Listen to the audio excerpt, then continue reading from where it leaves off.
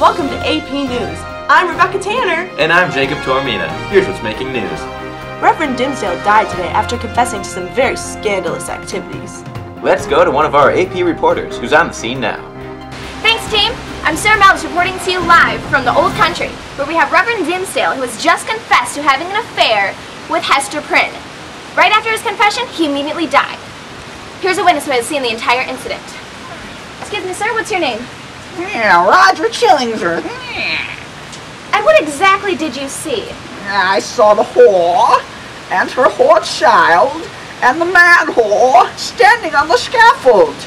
He opened up his jacket, and there was a big red A on his chest. I knew it all. Sounds very interesting. Looks like there's some chaos going on down there, huh? Sure does. This is turning out to be quite the story.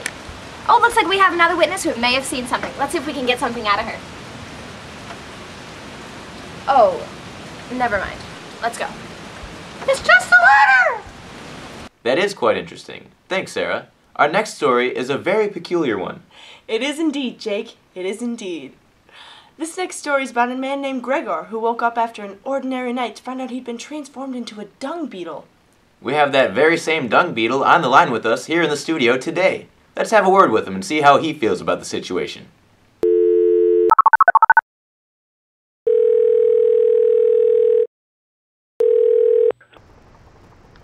Hello, Gregor? How do you feel about this situation?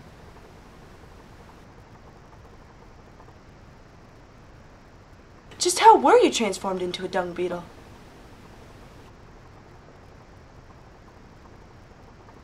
How has life been different for you recently?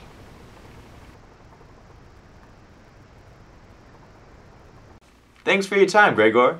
Ladies and gentlemen, AP News will be right back after a few words from our sponsors.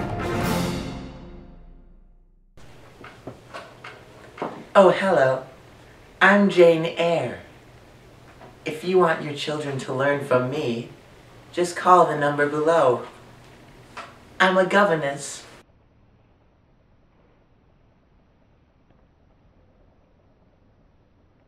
Coming down to the pre-apocalypse store where you can find anything just in case the world might come to an end. We got stuff for volcanic explosions, nuclear war, and even zombie attacks.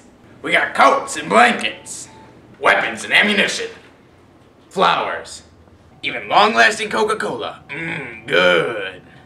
Call 1-800-BABYLON today or just drop by. We're located right down the road. The road. Welcome back to AP News. I'm Jacob Tormina. And I'm Rebecca Tanner. Our next story is about a pair of brothers looking to open their own store. Let's check in with Sarah Mellis, who's on the scene now. Hello, here we are at the location of the new soon-to-be-open Lohman Brothers Sports Emporium. Here I am with the two owners, Biff and Happy Lohman. Let's see if we can get a word with them.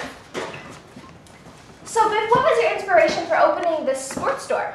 Well, our dad died a few months ago, and we thought it'd make him happy if we went out and started supporting ourselves.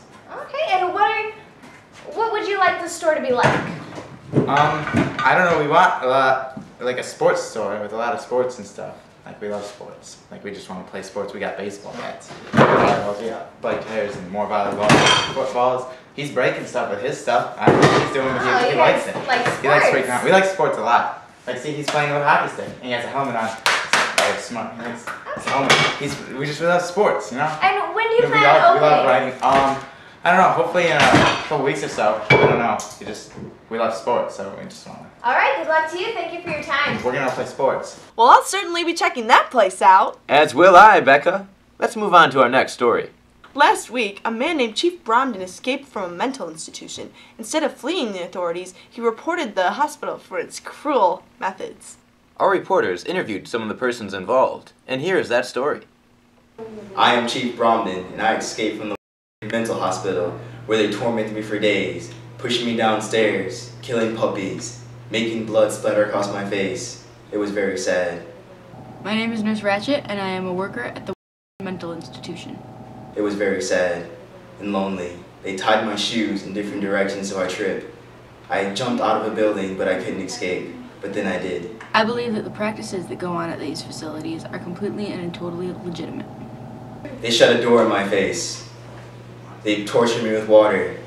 They whipped me, pulled me downstairs, kicked me, stabbed me with knives. The patient who escaped our custody should be imprisoned immediately. Cut off my little fingers. They made me wear girl clothes. They tied my hair funny. He is spreading lies about our company and giving us a very infamous reputation.